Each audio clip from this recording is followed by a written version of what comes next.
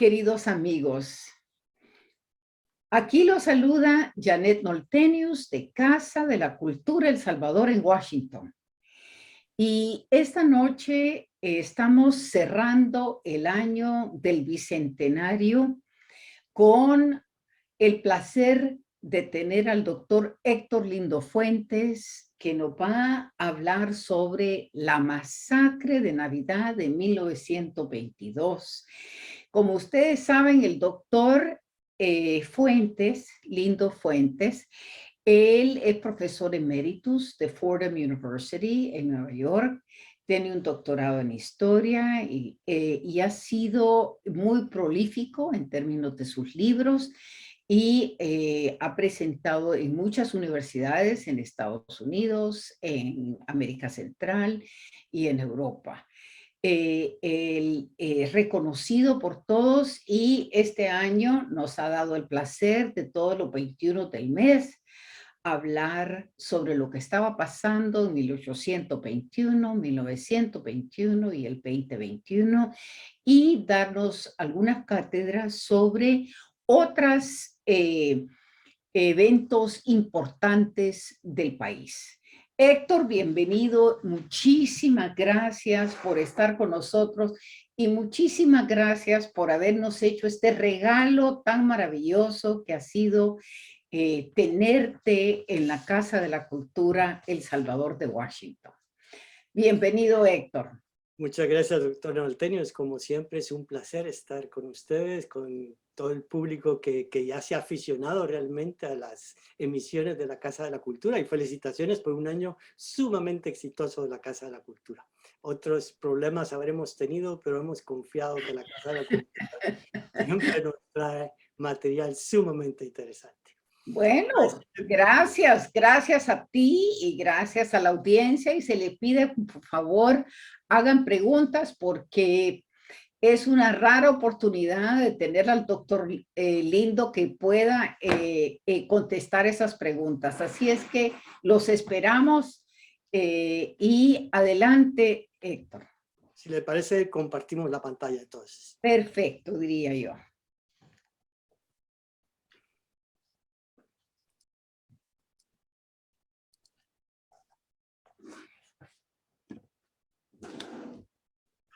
Pero ya estamos compartiendo pantalla.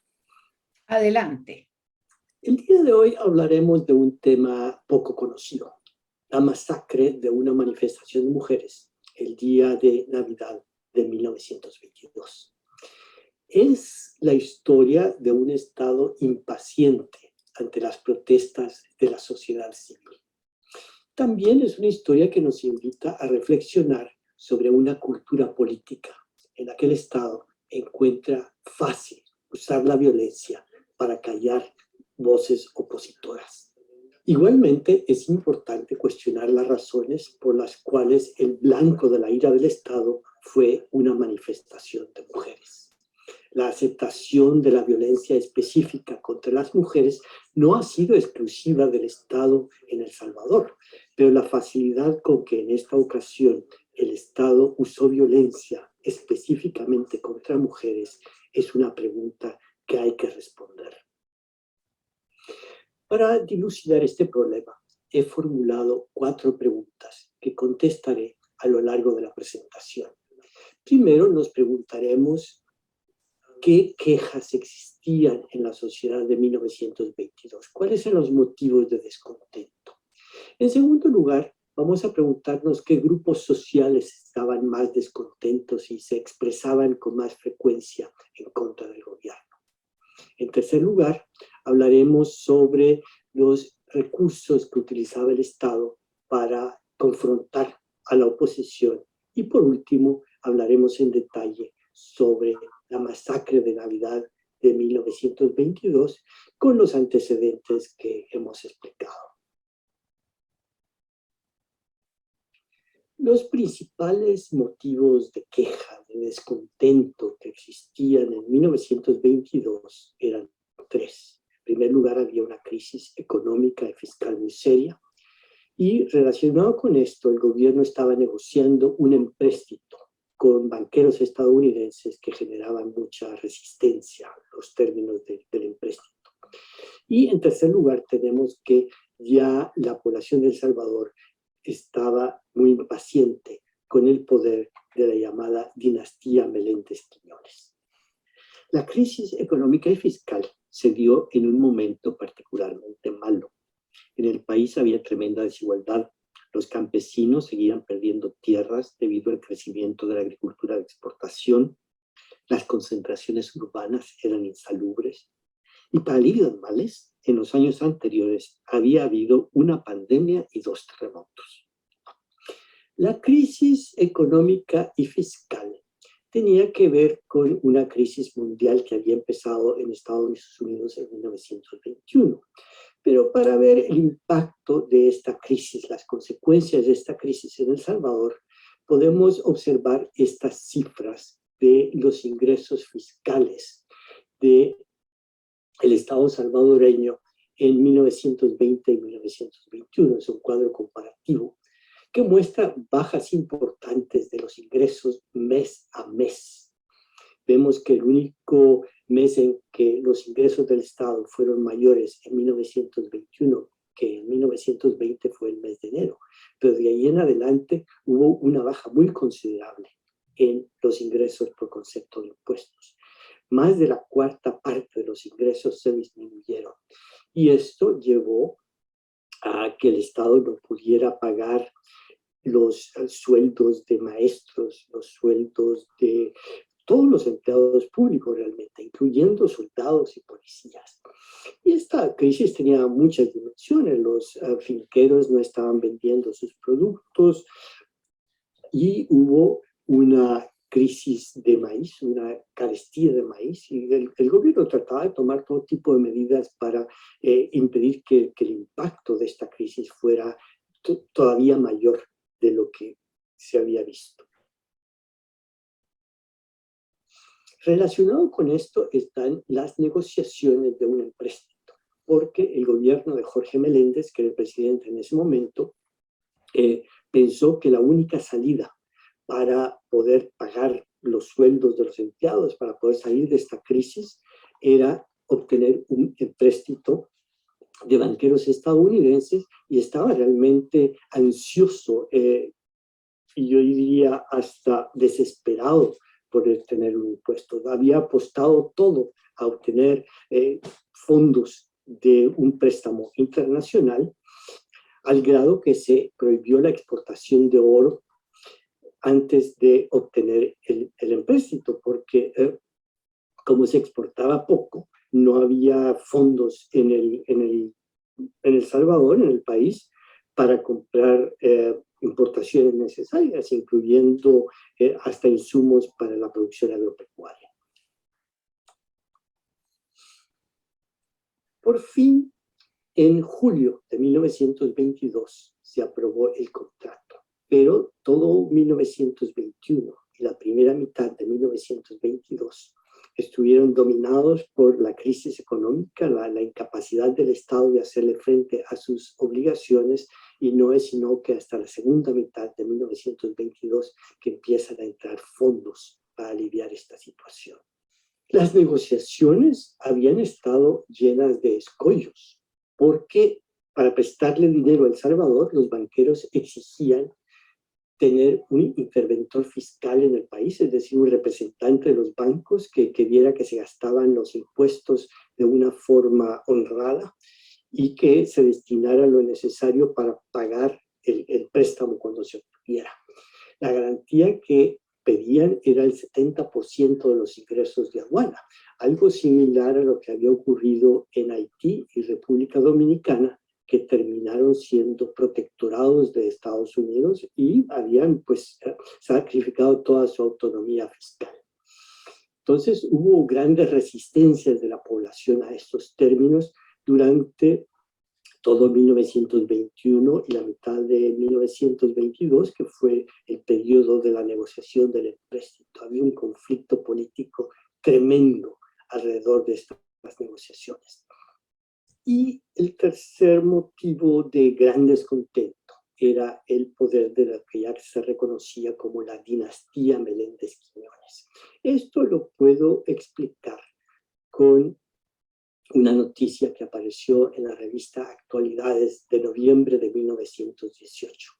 Aquí tenemos las fotos de Carlos Meléndez a la izquierda, el doctor Quiñones en el centro y Jorge Meléndez a la derecha. En esta noticia de noviembre de 1918, Carlos Meléndez, que era el presidente de El Salvador, anuncia que él ha depositado el poder en el doctor Quiñones, el doctor Alfonso Quiñones Molina, que era el vicepresidente, porque Carlos Meléndez se informó de gravedad y el vicepresidente entonces tomaba funciones. Ahora, el asunto es que ya para entonces estaba terminando el periodo presidencial de Carlos Meléndez y el candidato oficial a la presidencia era el doctor Quiñones. Al tener que tomar la presidencia debido a los términos de la Constitución de El Salvador, él ya no podía seguir siendo candidato porque iba a estar ejerciendo la presidencia y no podía ser a la vez candidato y ejercer la presidencia. Entonces, hubo discusiones muy serias y terminaron decidiendo que el candidato oficial iba a ser Jorge Meléndez. Imagínense lo que significaba esto. Durante 4 años el presidente ha sido Carlos Meléndez, el vicepresidente ha sido su cuñado. Y el cuñado quería seguir de presidente, pero ahora que no pudo ser candidato, le dejan al poder al otro hermano de Carlos Meléndez. O sea que todo quedaba en familia. Entonces, esta idea de que había una dinastía, de que una familia controlaba todo en El Salvador, era algo plenamente justificado. Además, esto era particularmente preocupante debido a la forma en que actuaba este grupo en el poder. Para explicar esto, les voy a mostrar 2 piezas de correspondencia entre el representante de Estados Unidos y el Departamento de Estado. En la primera pieza de correspondencia, el primer despacho al Departamento de Estado, el embajador o el representante de Estados Unidos, Montgomery Schuyler, anunciaba el nombramiento de un nuevo administrador de aduanas en Sonsonate. Por supuesto, este es un nombramiento marginal, pero esto era importante porque los Estados Unidos estaban prestando gran atención al tema del empréstito y por lo tanto querían saber que El Salvador iba a estar en la capacidad de pagar las cuotas del préstamo que iba a recibir. Y por lo tanto le preocupaba mucho la corrupción. Y es aquí donde era importante el tema de quién iba a ser el administrador de aduanas de Sonsonate, porque el administrador saliente, Francisco Urrutia, había sido acusado de graves casos de robo y de corrupción, de desvío de los fondos públicos. Y el embajador de Estados Unidos, Montgomery Schuyler, le había advertido al presidente que eso era algo grave para llegar a un acuerdo sobre el empréstito, el que hubiera corrupción. Pero el problema es que este Francisco Urrutia era muy cercano a la mamá del presidente de la República y era muy cercano también a el doctor Quiñones, de forma que era un personaje muy influyente y la familia Meléndez Quiñones no quería castigarlo, no quería apartarlo de puestos de influencia. O sea que había un motivo muy claro de preocupación con la forma en que se comportaba la familia al encubrir casos de corrupción, y lo que se pensaba era que ellos se beneficiaban directamente de estos casos de corrupción. En este segundo despacho, en un telegrama que envió el representante de Estados Unidos, mencionaba que, y cito textualmente, en toda Centroamérica, con la excepción de Costa Rica, parece haber una determinación generalizada de que no se debe permitir que el doctor Quiñones llegue a la presidencia en las próximas elecciones. Ya para 1922 ya se estaba pensando en las elecciones para la presidencia para el periodo siguiente, y el doctor Quiñones iba a ser el candidato oficial. Y la preocupación de Estados Unidos es que iba a continuar la corrupción, y no solo de Estados Unidos, sino en toda Centroamérica. Y también se temía que un hombre tan ambicioso, que se iba a entrometer en la vida política de los estados vecinos.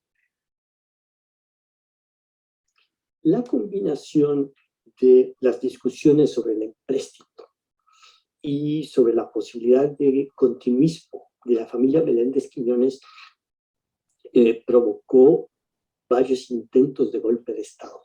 En este telegrama que les muestro ahora se informa sobre un intento de golpe de Estado, un levantamiento de los cadetes de la Escuela Politécnica. Esto ocurrió en febrero. En mayo hubo otro intento de golpe de Estado. Esta vez el sexto regimiento, instalado en el cuartel del Zapote, también hizo un intento de golpe de Estado. O sea que este es un periodo de gran inestabilidad política. Y para alivio de males, en junio hubo un temporal gravísimo que se llevó de encuentro cientos de casas en San Salvador. O sea que estamos viviendo en 1922 una sensación de crisis política y de que todo iba mal. Ante esta inestabilidad, la reacción de Estados Unidos, que quería asegurarse de que saliera adelante el empréstito, porque eso le iba a dar bastante control sobre el gobierno de El Salvador. En estas circunstancias, el gobierno de Estados Unidos enviaba cada vez que había crisis barcos de guerra a los puertos del Pacífico para dar una señal de que apoyaban al gobierno de Jorge Meléndez y de que querían ver que salieran con éxito las negociaciones del empréstito. Y aquí les muestro fotos de 3 de los barcos que se acercaron a las costas de El Salvador: el Birmingham, el Denver y el Tacoma. Como ven, no eran barcos sencillos para la época, era una gran demostración del poderío naval de Estados Unidos y de lo que se encontraría cualquier gobierno que llegara ilícitamente al Salvador, al poder de El Salvador. Ante esta situación de crisis había mucho descontento.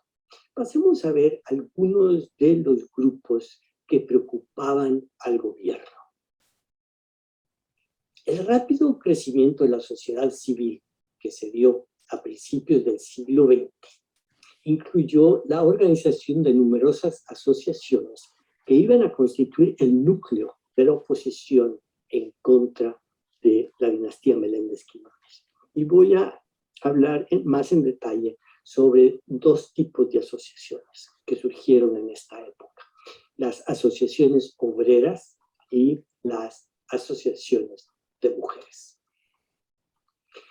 Durante principios del siglo XX hubo cada vez más grupos de artesanos y de obreros que se reunían en asociaciones para defender sus intereses. Una de las ocasiones en que las asociaciones de artesanos y obreros hicieron sentir su peso en la sociedad fue durante la celebración del centenario del primer grito de independencia en 1911. Hubo grandes celebraciones en El Salvador organizadas por Manuel Enrique Araujo, y como parte de la conmemoración hubo un congreso de obreros de toda Centroamérica.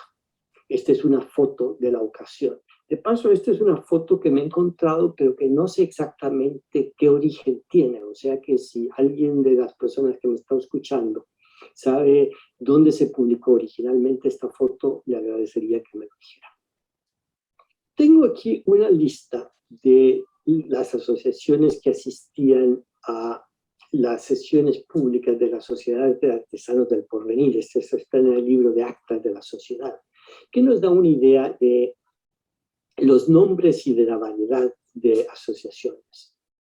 El Consejo Federal, la Federal Gerardo Barrios, la Sociedad José Matías Delgado, la Sociedad La Razón, tenían nombres de personas que ellos admiraban o de las actividades que tenían, o aún si eran barberos, o si eran católicos, o si eran zapateros, o si eran albañiles.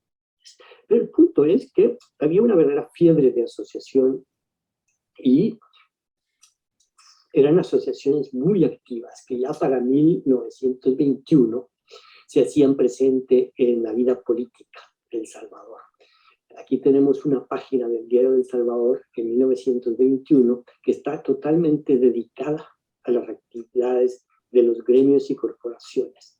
Y aquí vemos las actividades de la Sociedad de Panaderos, la Sociedad de la Concordia, la Sociedad de Artesanos del Porvenir, la Sociedad de Gerardo Barrios, la Sociedad de Obreros del Salvador Confederada. Todo lo que quiero es darles a entender que era una parte muy vital de la vida política de la sociedad civil en El Salvador. Y para 1922 se estaban radicalizando. Aquí les muestro dos noticias que nos dan una idea de cómo estaba ocurriendo esto.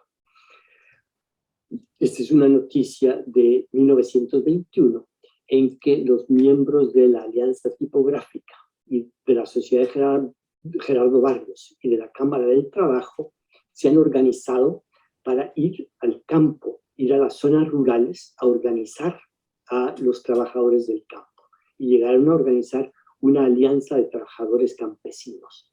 Entonces estamos hablando de sociedades que se están radicalizando políticamente y están ya organizando campesinos.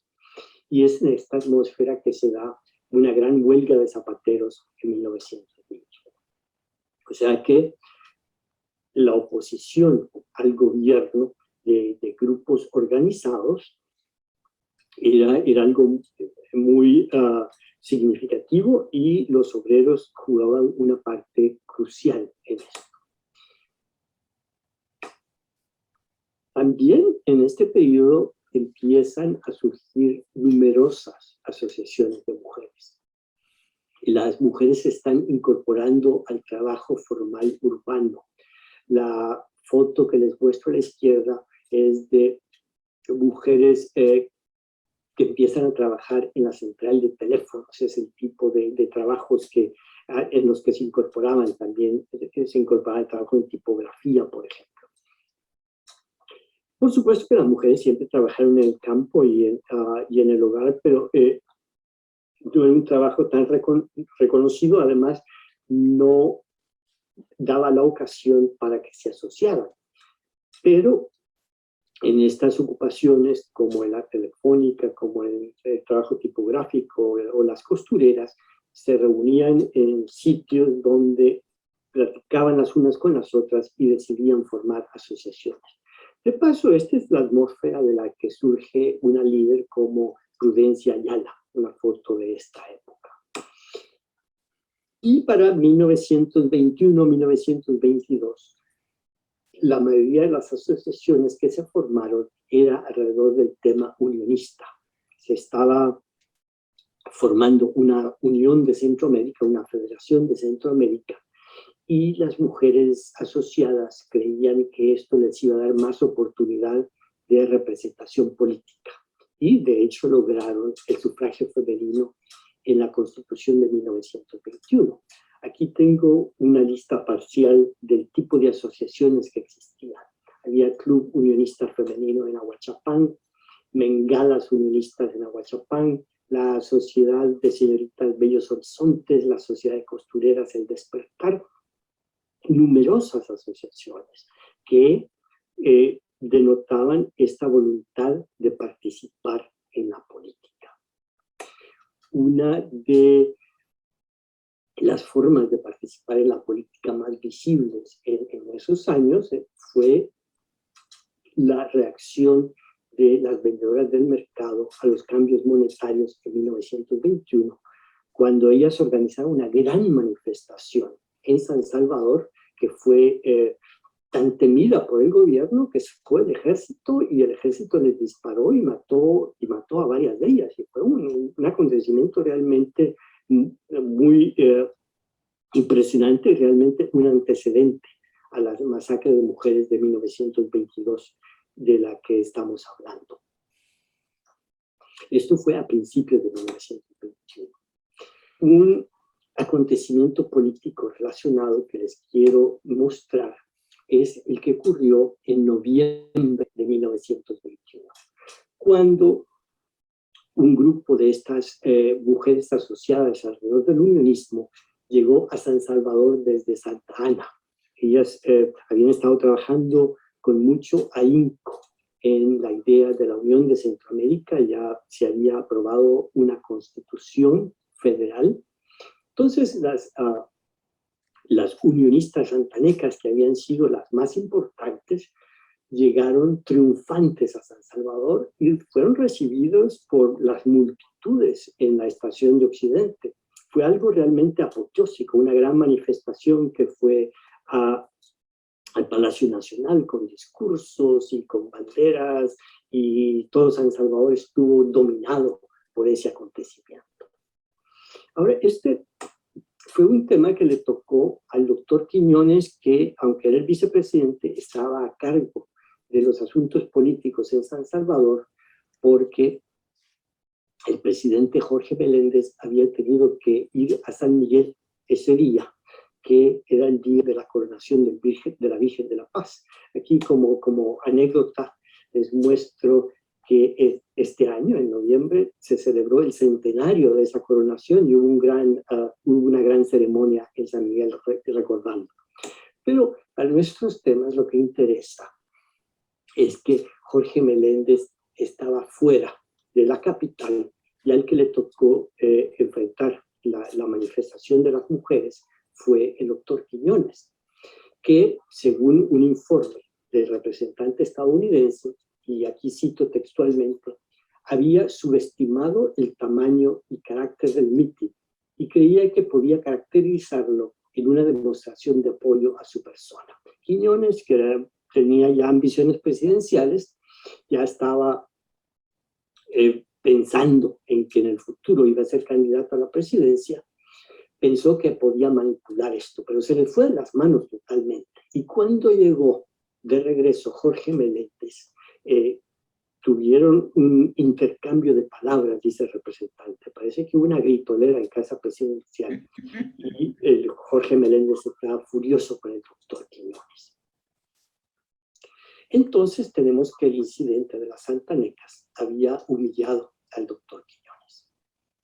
El siguiente paso será examinar los recursos de los que disponía el Estado para responder a las protestas que enfrentaba. El Estado estaba armándose hasta los dientes a pesar de los problemas presupuestarios que enfrentaba. Aquí a la izquierda ven ustedes una carta del Ministerio de Gobernación fechada el 31 de diciembre de 1921, es decir, el último día del año de 1921, un día en que deberían de estar organizándose para las fiestas del fin de año. El ministro de Gobernación escribió a una compañía que se llamaba Auto Ordnance Corporation, aquí en Broadway, para ordenar ametralladoras. El Salvador estaba con seriosísimos problemas económicos, el gobierno casi no tenía dinero, pero sin embargo sí tenía dinero para ordenar ametralladoras. Y les muestro aquí un anuncio de las ametralladoras que producía esta compañía. Esta compañía había desarrollado una ametralladora de mano que ya no necesitaba trípode, y realmente habían hecho el producto en miras a su uso en la Primera Guerra Mundial, pero no estuvo listo. Pero ya cuando estuvo listo, entonces tenían que buscar clientes. Y entre los primeros clientes se encontraron gente como Al Capone y sus amigos, que necesitaban este tipo de arma para sus actividades delictivas. Les resultaba muy útil para ese tipo de actividades. Y además de Al Capone, el gobierno de El Salvador fue de los primeros clientes de estas subametralladoras. Durante las décadas anteriores, una de las prioridades del gobierno había sido fortalecer la policía y el ejército para tener mayor control sobre la población, una consolidación del Estado central. Y buena parte del presupuesto se dedicaba a esto. Y se tomaban fotos muy orgullosos. Aquí tienen una foto del director general de la policía, don Federico Kreitz, que era muy famoso, parece que era muy duro, y que fue el que comandaba la policía en aquella época. También en estos años se organizó la Guardia Nacional, sobre todo para las zonas rurales desde 1912 empezó a funcionar la Guardia Nacional, que había sido organizada por los españoles. Y ya para 1921 ya estaba funcionando plenamente. Y una de las unidades importantes del ejército era el regimiento de ametralladoras, que iba a aprovechar aquellas subametralladoras Thompson que estaba importando el Ministerio de Gobernación. Pero para la dinastía Meléndez Quiñones esto no era suficiente. Además, habían organizado un cuerpo paramilitar denominado la Liga Roja. Esta es una institución que fue creada en 1918 y una publicación patrocinada por el doctor Quiñones explica su misión y se los voy a leer porque creo que es muy importante.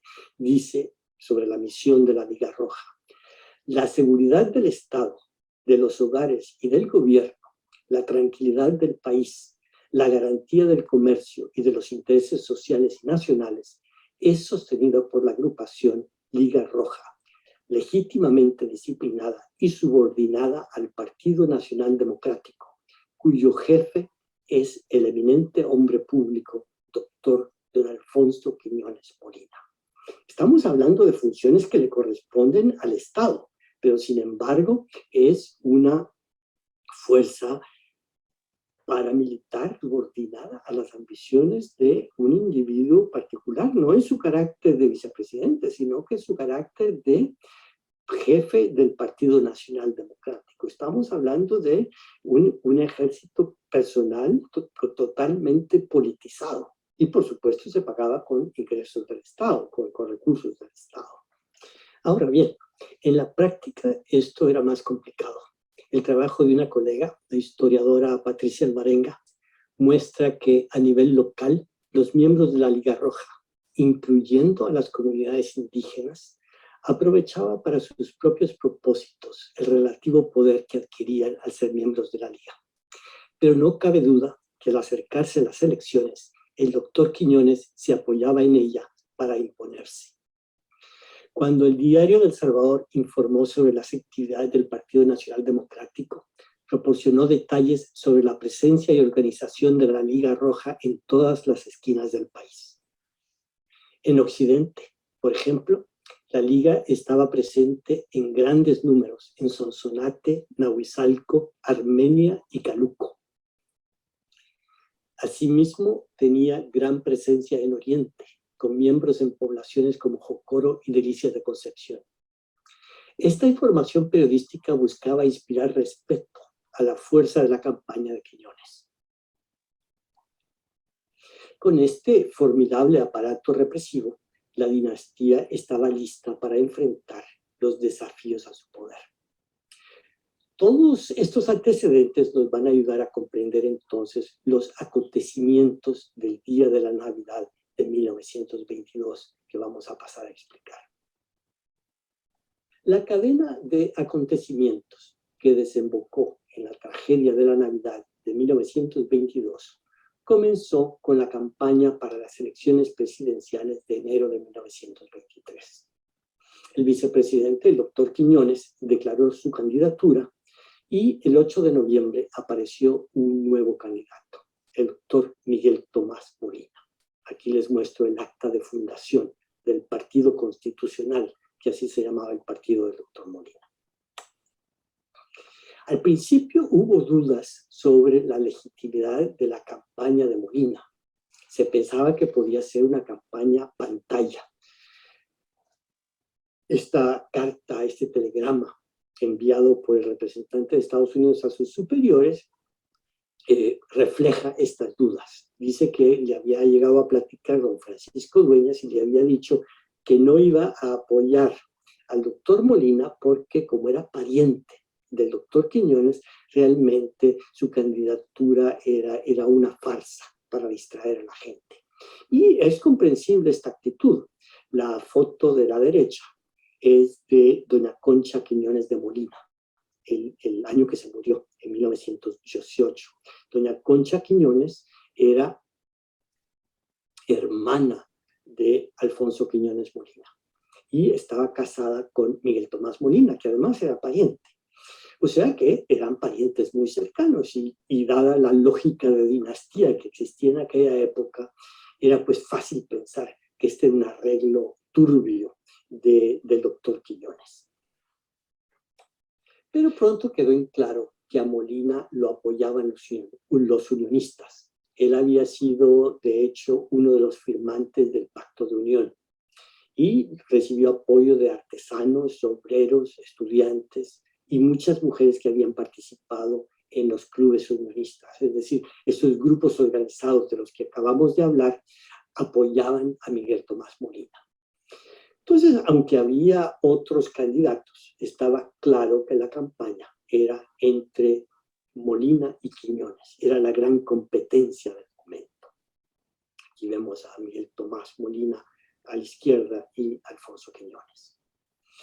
Y empezó una campaña muy vigorosa. Hacían publicaciones de todo tipo. A la izquierda pueden ver El Constitucional, la publicación del doctor Molina, y a la derecha una publicación del doctor Quiñones Molina. Y el doctor Quiñones, al ver que tenía verdadera competencia, entonces le puso el pie al acelerador y puso todos los recursos disponibles a disposición de su campaña. Y como ya se había obtenido el préstamo de los banqueros estadounidenses, entonces el gobierno ya tenía dinero. Vemos entonces la variedad de periódicos y panfletos que salían a apoyar al doctor. Primero un panfleto con la personalidad del doctor, luego Alma Salvadoreña, luego La Democracia, El Vencedor, El Pueblo, Opinión Obrera, 20 de agosto, la campaña. Eso les da una idea de la inmensidad de recursos que se destinaron a la campaña. No se escatimaban fondos. Y por supuesto eran fondos del Estado.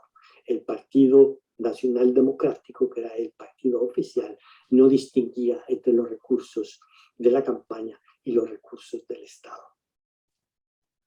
Ellos practicaban la política sin timideces. La política y la violenta contra los opositores estaba al orden del día.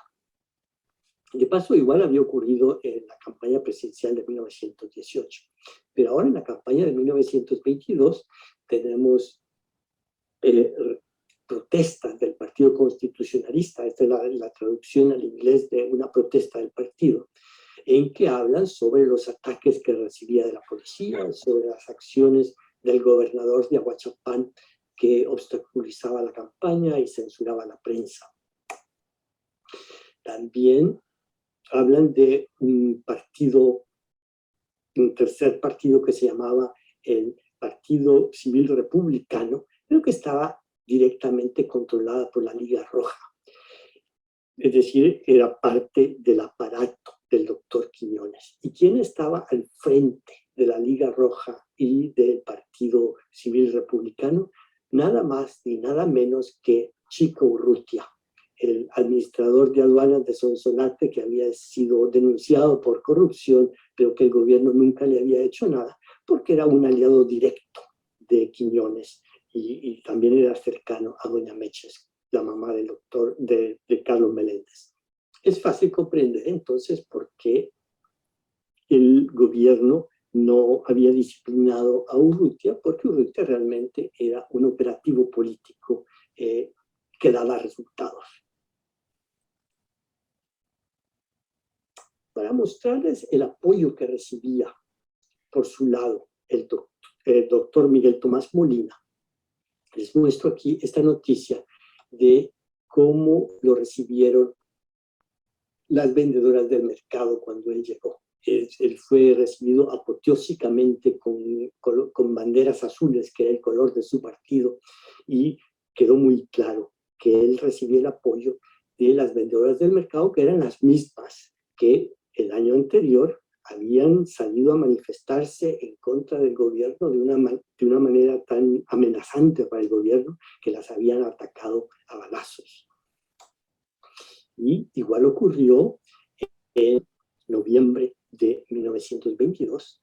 La Liga Roja se encargó de atacar a las mujeres a finales de noviembre, el 27 de noviembre.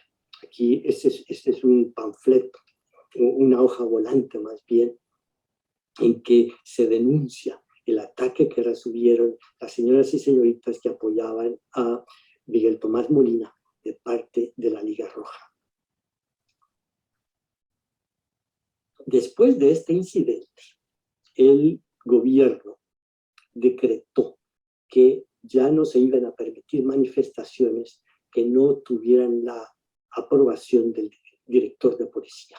Se publicó en el diario oficial esta circular que dictaba que la policía tenía que autorizar todas las manifestaciones y además explícitamente decía, y aquí lo vamos a destacar esto, que por ningún concepto se va a permitir la participación de mujeres ni de niños en las manifestaciones. Según ellos era para proteger a las mujeres, pero realmente era por miedo a las mujeres. Esto nos lleva entonces a ya el día de Navidad de 1922, cuando la manifestación de mujeres recibió un ataque de parte del gobierno diciendo que era una manifestación ilegal por esta circular. Ahora hay varias crónicas sobre este incidente, porque pues fue un incidente muy notorio. Me voy a referir a tres. La primera de Miguel Mármol, la segunda del representante de Estados Unidos y la tercera de don Sidney Statler, que era en aquella época un empleado de la compañía del ferrocarril, de la compañía inglesa del ferrocarril. Él era inglés y luego se quedó en el país y tuvo otros negocios. Veamos lo que le dijo Miguel Mármol a Roque Dalton. En esta foto, Miguel Mármol aparece hablando con Roque Dalton. Por supuesto, esa era fuente de ese famoso libro de Roque Dalton sobre Miguel Mármol. Y les muestro las notas que tomó Roque Dalton, un poco taquigráficas realmente. Yo quiero destacar dos cosas. En este lenguaje de las notas de Dalton dice, 1921-22, candidato oposición Miguel T. Molina, el Partido Constitucionalista, Partido Azul. Entré a militar a ese partido, está hablando Miguel Mármol. Secretario del P de San Martín, del Partido de San Martín, primera actuación política.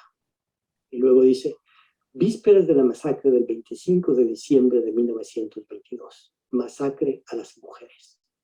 Esto pues les muestra claramente cómo un obrero que ya pertenece a las asociaciones obreras de la época, como Miguel Mármol, veía que el candidato que iba a representar sus intereses era Miguel Tomás Molina. Es decir, este era el tipo de grupo que apoyaba a Miguel Tomás Molina.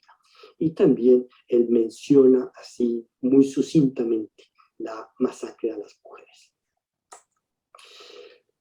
Los dos crónicas que siguen se basan en experiencias que tuvieron estas dos personas en la Casa de Salud de El Salvador. La Casa de Salud era un pequeño hospitalito privado con enfermeras extranjeras, enfermeras inglesas, por eso es que habían llegado estos ingleses a visitarlos el día de Navidad, y era pues para la clase alta, pero estaba muy cercana a la calle del Calvario, que está aquí señalada en rojo, que es el recorrido de la manifestación de mujeres, de la calle del Calvario, un poquito al sur del Palacio Nacional.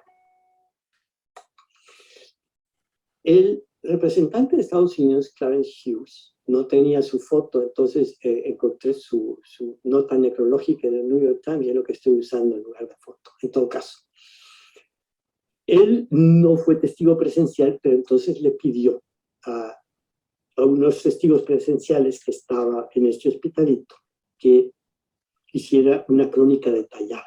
Y de aquí les he sacado unos párrafos que de hecho publiqué hace algún tiempo en El Faro. Tal vez si quieren ver la carta completa la pueden buscar en El Faro. Pero dan detalles muy dramáticos. Dice, por ejemplo, la manifestación en sí, compuesta en su totalidad de mujeres, adultas, niñas e incluso escolares, cuyo número llegaba a varios centenares, en disposición ordenada y pacífica, con banderas azules y otros estandartes, ya había comenzado a desfilar. Sus líderes casi habían llegado a la iglesia del Calvario, cuando a una distancia de unas 4 o 5 cuadras de distancia de nosotros, y en lo que podíamos juzgar en dirección a la plaza conocida como Parque Dueñas, se escucharon disparos que sonaban como el fuego de revólveres. Y continúa. La policía en toda su fuerza, completamente armada con carabinas, revólveres y machetes, avanzaba por las calles detrás de la multitud que huía indefensa, disparando indiscriminadamente a la multitud a medida que llegaba. Luego da más detalles diciendo que grupos de la policía y de la Guardia Nacional, que después de haber desalojado, como se acaba de mencionar, a los fugitivos de las salidas laterales, se unieron a la persecución, disparando, macheteando y dando golpes a diestra y siniestra, de manera indiscriminada, a todo civil dentro de su alcance, sin ninguna consideración o respeto en cuanto a edad o sexo. Y luego menciona directamente a la Liga Roja. Al mismo tiempo, piquetes de civiles, armados con carabinas y revólveres, equipados con bandoleras de cartuchos y con escarapelas rojas, la insignia de la llamada Liga Roja, estaban patrullando las calles y aplaudiendo al doctor Alfonso Quiñones. Entonces, tenemos que fue un momento muy dramático. Las mujeres que apoyaban a Miguel Tomás Molina, desafiando a la ordenanza del Ministerio de Gobernación, desfilaron y las atacaron con machetes, las atacaron con armas de fuego, y ellas estaban totalmente indefensas y empezaron a correr despavoridas. El señor Sidney Starler, en sus memorias, unas memorias que publicó en inglés, que son muy difíciles de encontrar en El Salvador, pero yo logré encontrar una copia, que aparece ahí en una foto. Él da una visión un poquito más favorable, y él estaba también en el Hospitalito, y dice: la policía estaba en estado de ebriedad. Había muchos que disparaban hacia el cielo, y luego, cuando el pánico se apoderó de la gente corrió en todas direcciones, hacia las puertas y casas, y esto hizo que la policía entrara en pánico, y hubo derramamiento de sangre. La enfermera principal, se refiere a la enfermera del Hospitalito donde estaba, insistió en que los 3 hombres deberíamos ayudarlas a sostener la puerta de vidrio para evitar que la turba entrara al edificio.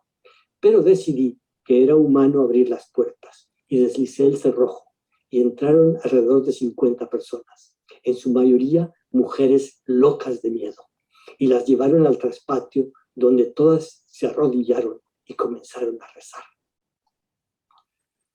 Esta es una foto que tiene el Museo de la Palabra y la Imagen. Es quizá la única foto que existe de las mujeres corriendo, despavoridas, y algunas de ellas pues entraban a las casas que podían, incluyendo por supuesto el Hospitalito, donde fueron testigos don Sidney Starler y el otro señor que se llama Sumner.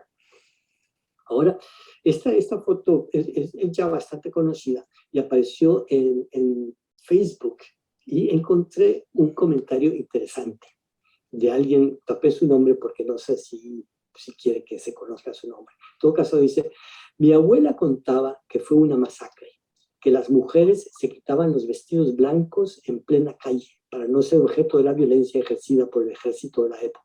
En esos años gobernaron los Melentes, que se convirtió en una dinastía. Un detalle muy sencillo. Pero lo que me llama la atención aquí es que dice que se quitaban los vestidos blancos, y eso pues lo parece confirmar la foto donde las mujeres manifestantes aparecen vestidas de blanco. Esto es importante porque en los años 20 las sufragistas en Estados Unidos y en Inglaterra se vestían de blanco. Las mujeres obtuvieron el voto en Estados Unidos en 1920 gracias al movimiento sufragista, y uno de sus símbolos era vestirse de blanco. El hecho de que las manifestantes que apoyaban a Miguel Tomás Molina hayan estado vestidas de blanco me sugiere a mí que, de ser cierto esto, no lo tengo comprobado por otra fuente, que estaban inspiradas por ese movimiento sufragista, o sea que no eran solo mujeres que apoyaban a Miguel Tomás Molina, sino que también tenían una agenda feminista, imitaban o se inspiraban en las feministas en Estados Unidos. Hemos visto entonces que la masacre de Navidad fue algo sumamente traumático, sumamente serio, pero que se explica por la lógica de los acontecimientos anteriores, la lógica del comportamiento de la dinastía Meléndez Quiñones en los años anteriores. Entonces, esta historia nos invita a reflexionar en las consecuencias de la fácil aceptación de la violencia política, particularmente la violencia hacia las mujeres, también la intolerancia de la competencia política y del énfasis en el fortalecimiento del aparato represivo. Todo esto tuvo consecuencias verdaderamente trágicas en las Navidades de 1922.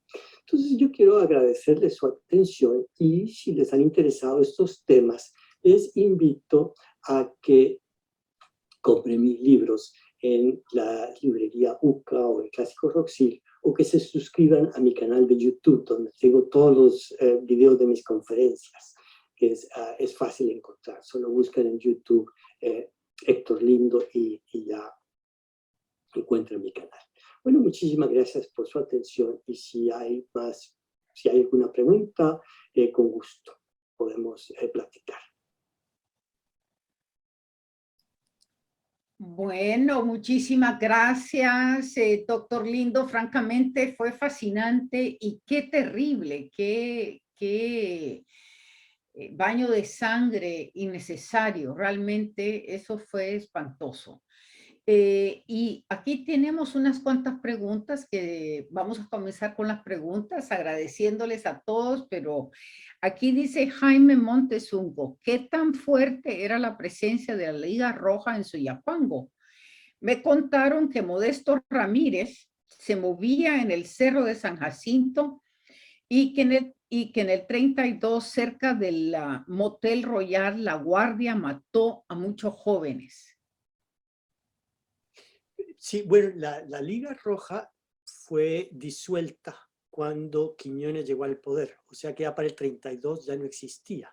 En parte porque se les iba de las manos. Quiñones la fundó, la utilizó para sus campañas políticas, pero estos, en su mayoría hombres relativamente jóvenes en todas las esquinas del país, que gozaban de impunidad total por sus alianzas políticas, usaban a la Liga Roja para sus propios objetivos y eso le creaba problemas al gobierno.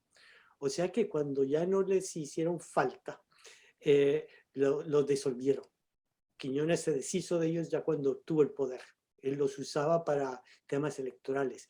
Pero mientras existieron, sí estaban muy distribuidos por todo el país y las cifras que da el Diario de El Salvador indican que eran números considerables de hombres en cada pueblo. Bueno, y entonces los armaba el mismo gobierno, ¿verdad? Estaban armados con rifles y todo lo demás que venían del gobierno. Sí, hay una cierta incertidumbre acerca del el nivel de armas que tenían, pero estos relatos indican que sí tenían acceso a armas. Sí tenían el mismo tipo de armas que el ejército en todos los pueblos, eso ya es diferente. Pero sí los incidentes que conocemos sí indican que tenían acceso a armas. O sea que eran una especie de apoyo, algo similar, digo yo, a Orden en los años 80. Una especie de grupo paramilitar complejo. Pero con el beneplácito del gobierno. Con el beneplácito del gobierno, pero que con frecuencia usaban la organización y el poder político que obtenían para sus propios objetivos.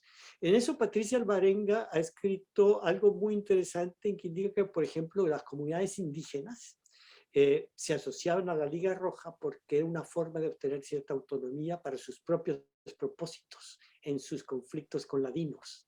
O sea que eso es un fenómeno sumamente interesante.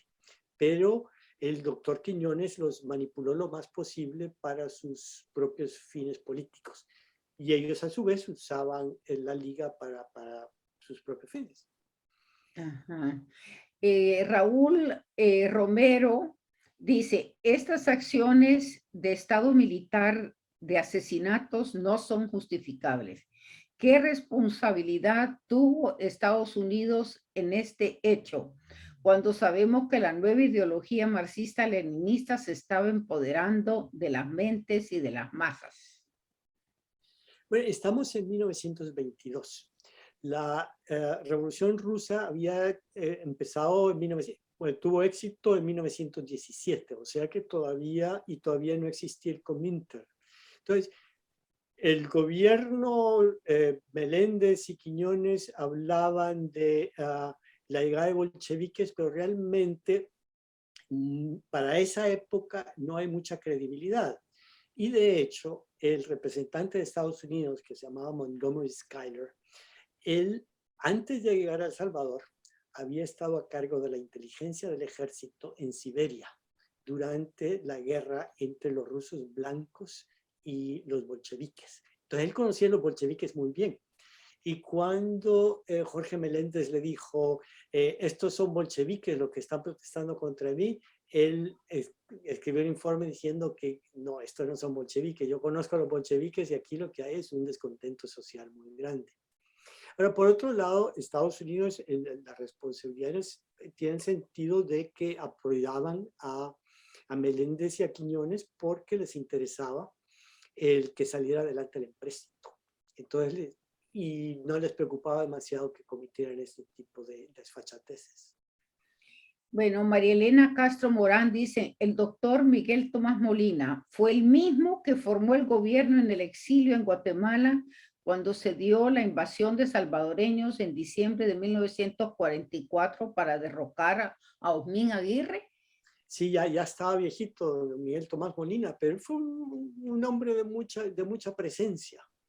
Y curiosamente, él había sido cuñado de Quiñones. Y a mí lo que me llama la atención es que los que más se oponían a que Quiñones llegara al poder eran los que mejor lo conocían. En las elecciones anteriores de 1918, su principal opositor era el doctor Palomo, que había sido su profesor, y los dos eran de Suchitoto. O sea que, y había sido además, había trabajado con él Quiñones, que era mucho más joven. O sea que quienes más temor le tenían era la gente que mejor lo conocía. O sea que no era ningún sencillo. Qué interesante. Aquí tengo muchos comentarios, ¿verdad? Pero muy pocas preguntas más. No sé si tú tienes algunas, porque Emily García, Mauricio Marciano, Lourdes Vázquez, Matienzo, Ramón González Trejo, Emily García, Ivette Castro Green, Alexa Nolasco, Lourdes María Elena Vázquez nos está viendo, dice buenas noches desde Los Planes. Gracias, doctores, por todos los 21 de cada mes, dice. Julio Ricardo Torres Sander nos está viendo y también Mauricio Marciano. Joel Escobar, Julio Ricardo Torres Sander. Asimismo, Juan Felipe Bucio Borja. Joel Escobar, Edgar Rosales, Tili Palomo, pero Neto Arbizú, pero no están haciendo muchas preguntas. Carlos Fajardo nos saluda desde Tonecatepeque, San Salvador.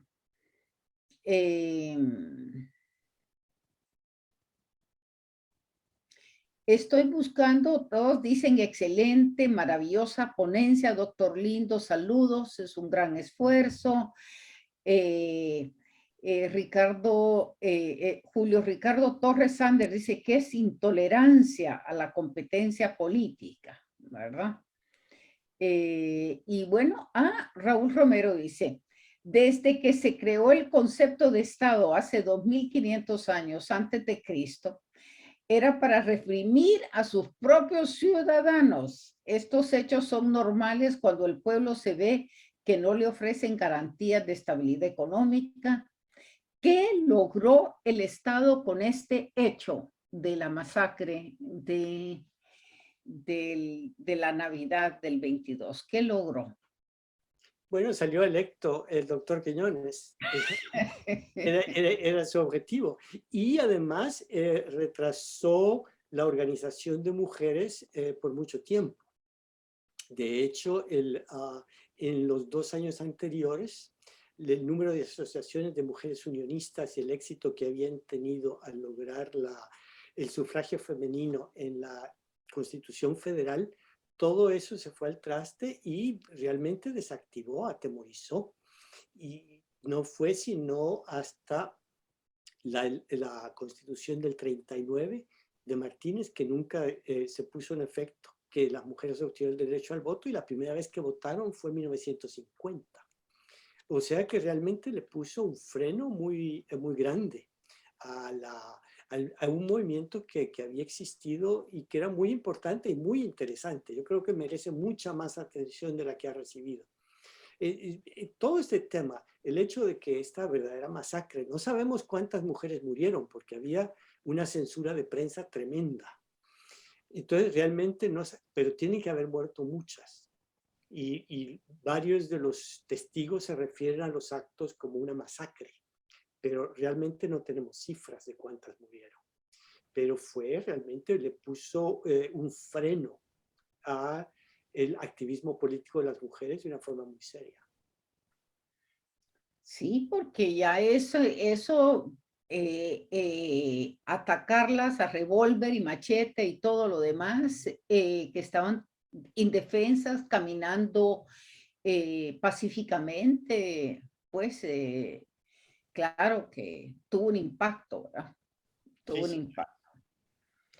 Quería nada más decirte que Edgar Rosales nos dice, qué buen año ha sido el 2021. He aprendido mucho sobre la historia de El Salvador. Así que, Neto Arbizú,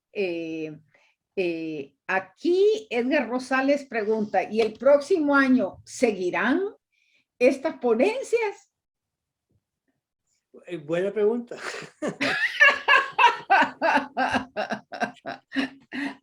Quizá con menos regularidad, pero pues sí, a mí me gusta compartir conocimientos y pues platicar de los temas que me interesan. Esta es una oportunidad de platicar con todos, ¿no? Platicar con la gente en El Salvador y con la gente de Estados Unidos. Para mí es una experiencia muy valiosa.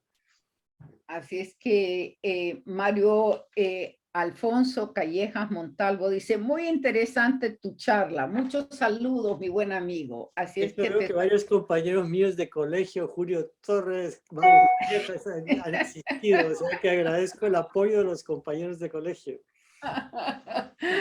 Bueno, quería agradecerles a toda la audiencia por estar con nosotros y por supuesto, sobre todo a ti, Héctor, porque ha sido un año fabuloso. Hemos aprendido mucho y sabemos que no sabemos. Así es que el año que viene esperamos tus ponencias como agua de mayo y no nos vamos a esperar hasta mayo.